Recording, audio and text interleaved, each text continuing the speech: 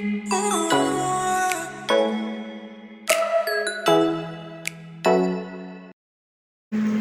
Back to my channel. आपलोक सकलोके मोर अन्य भिडिओলৈ स्वागतम जनाइছোঁ। आशा কৰিছোঁ আপোনালোকৰ সকলোৰে ভাল আছে আৰু ইয়াত ইমানেই গৰম। আমি আহি পালোহি ইয়াত পঞ্জাৱত। তো ইমানেই গৰম ঘৰত পুৰা এক মাহ বৰষুণত থাকি ইয়াত গৰম বহুত বেছি লাগিছে। তো আজি ভিডিঅ'টো আৰম্ভ কৰোঁ নহ'লে। আজি এটা মাছৰ তৰকাৰী ৰেচিপি দিছোঁ আৰু মাছৰ পিটিকা।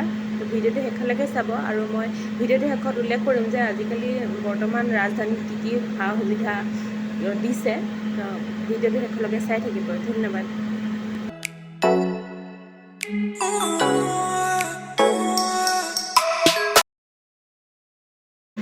মাছৰ চব্জি বনাবলৈ মই মাছখিনি আগতীয়াকৈ ফ্ৰাই কৰি ল'লোঁ। তাৰপিছত আলু কাটি ল'লোঁ। মই মিডিয়াম চাইজৰ আছিলে আলুকেইটা, 3টা আলু। তাৰপিছত বিলাহী আছিলে, বিলাহী কাটি ল'লোঁ। পিঁয়াজ আৰু জলকীয়া 3টা লৈছোঁ। আদা নহৰু অকণমান খুন্দি ল'লোঁ। তাৰপৰা মছলা লৈছোঁ জিৰা, ধনিয়া আৰু মোৰ ওচৰত ফিছ মছলা নাছিলে, সেইটো কাৰণে মই চিকেন মছলা লৈছোঁ। কেৰাহী গৰম হৈ গ'ল, তেল গৰম হৈ গ'ল আমাৰ। তো এতিয়া মই পিঁয়াজখিনি ইয়াত দি দিছোঁ।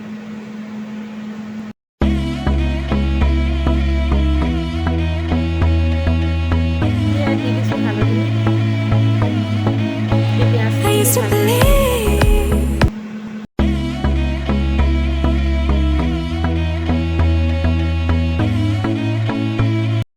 ইয়াত এতিয়া খুন্দি থোৱা আদা নহৰুখিনি দি দিছোঁ। এতিয়া এইখিনি ভালদৰে ভাজি ল'ম।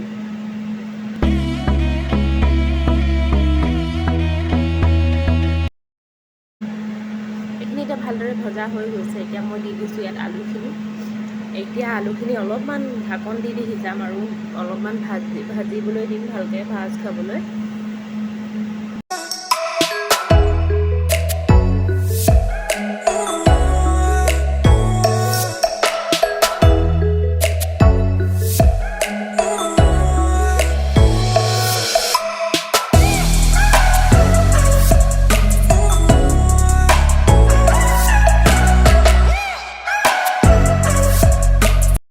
দি দিছোঁ ইয়াত সোৱাদ অনুসৰি নিমখ। ঢাকন দি পিনি ভালদৰে আলুখিনি সিজিবলৈ দিম অকণমান, যাতে আলুখিনি ভজা হৈ যায়। ভালদৰে ভাজিলে ভাল লাগে। তো ভালদৰে আমি আলুখিনি এতিয়া ভাজি ল'ম।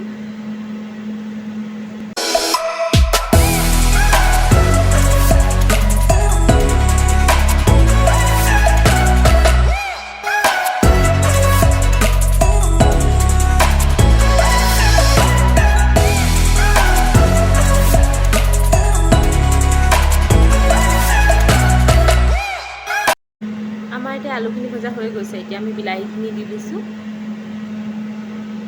এতিয়া বিলাহীখিনি ভালদৰে সিজালৈকে ভাজি ল'ম ঢাকন দি পিনি।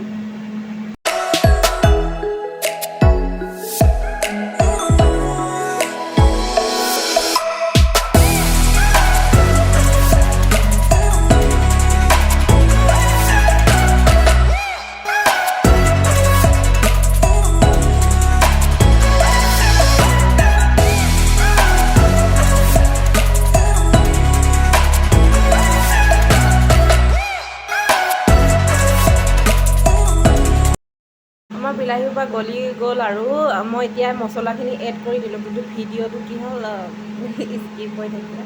তো সেইটো কাৰণে মছলাখিনি নোলালে। তো মছলাখিনি দি দিব এতিয়া।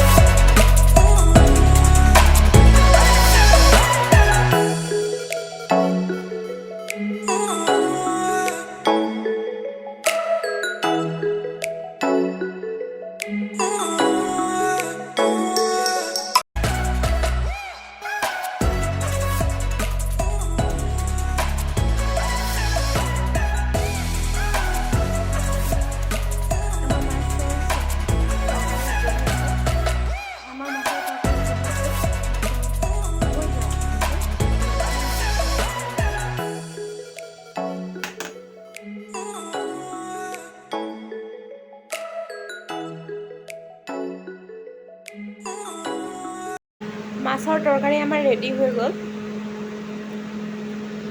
তো মই এতিয়া বনাব লৈছোঁ মাছৰ পিটিকা। তো মাছৰ পিটিকা লৈছোঁ মই পিঁয়াজ, জলকীয়া, আদা, নেমু আৰু পানী টেঙা অকণমান। এতিয়া মই মাছৰ পিটিকা বনাম।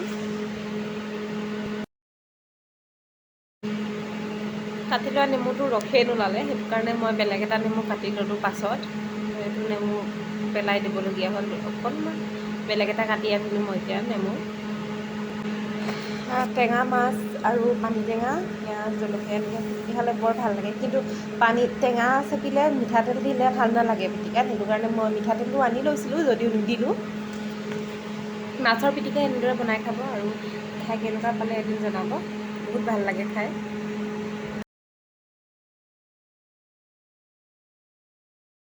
আমাৰ থালি ৰেডি হৈ গ'ল ভাত খাবলৈ। আজিকালি ৰাজধানীত খোৱা বোৱা ফ্ৰী হ'ল, আৰু কাপোৰ কানিৰ ব্যৱস্থা কৰি দিয়া নাই, খোৱাৰ ব্যৱস্থা কৰি দিছে।